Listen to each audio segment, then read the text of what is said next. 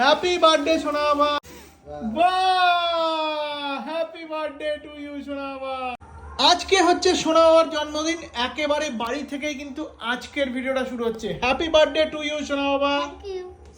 দেখো ঘরোয়াভাবে জন্মদিন করছি, একটা কেক কিনেছি, 6 লেখা মোমবাতি জ্বালিয়েছি, আর ঠিক এভাবে হ্যাপি বার্থডে লেখা দিয়ে সাজিয়েছি। ঘরোয়াভাবে ছোট্টখাট্টভাবে সোনা বাবার জন্মদিন পালন করছি আমরা।